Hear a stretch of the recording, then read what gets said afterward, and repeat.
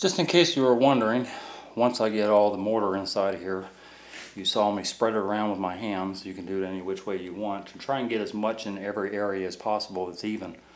Then I take a hoe, the back of it, and I tap it down the entire floor.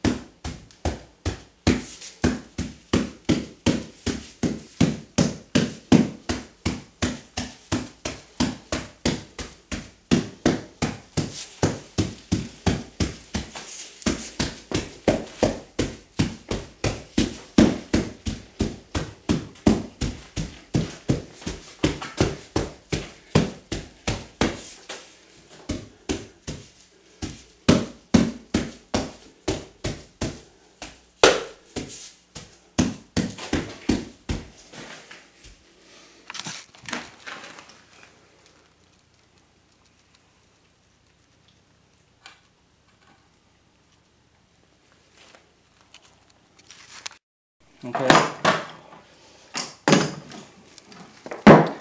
As I said, all this stuff gets tapped down with a level. I mean, not a level, a hoe. And I just knock it down to get all the air pockets out and stuff. So you could use a scrap piece of 2x4, do the same thing. You could use just about anything you want, but you got to get all the air out. You got to get it down as dense as possible, and that includes around the drain. So I usually push, which I did already a couple of times. Push the mortar around the drain, and then when I manipulate it with my 12-inch blade, which is how I do it, more of this mortar will get thinned out down to the drain area, exactly where I want it. The 5 bags got used. I have a little pile here that was a little excess of what I wanted. Typically on the inside of my curb, I'm trying to get at least 2 inches, which I have. And then I opened up my barrel a little bit more, so I don't know, I'm probably about this far down. But I never do the exact measurements, as I was telling you before, you know, going on the wall here. I know that 2x4 I set up there the very last time was 3.5 inches. And so I'm probably at 2.5 inches right now at the side because I see the mark. So that's about where I want it. Yours could vary in a lot of different ways, but again, pack it down as much as possible. And how you get the slope, I can't even show you that. I usually use about maybe 15 minutes of my time just spreading this out and manipulating it around and getting the slope that I want. Of course, I have a level, and I'll put it on all 4 corners and everywhere as I'm working to make sure my slope is still down in that area. By the way, I don't have my torpedo level right now. Let's see if I can find that.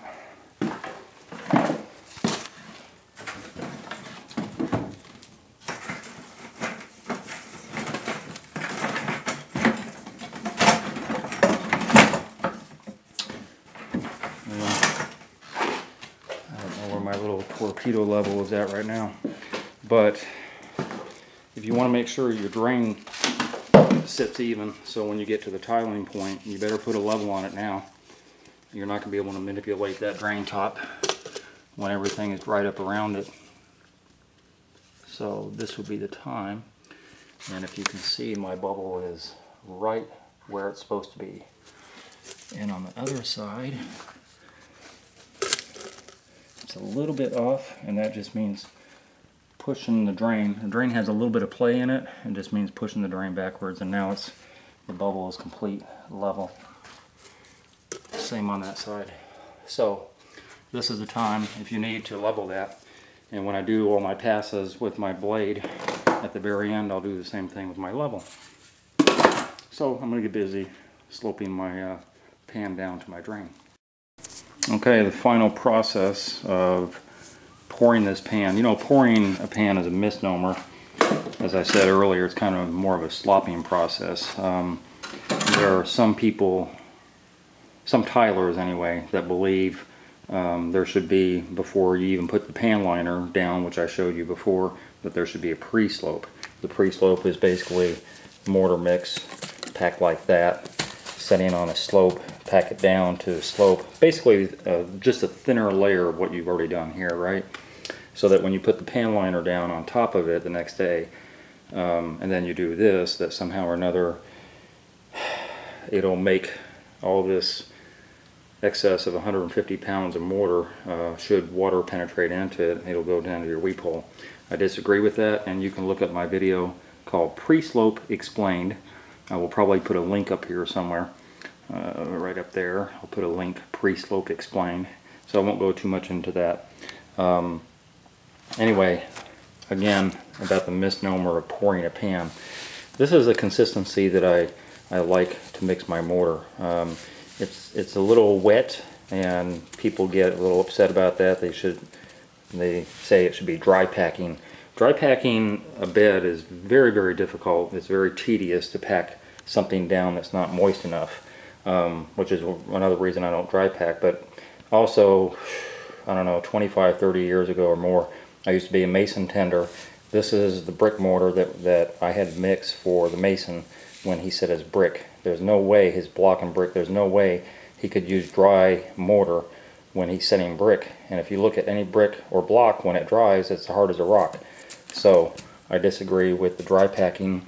I get it to the consistency where, you know, it's pretty moist. It's not saturated with water. Obviously, I don't want it runny.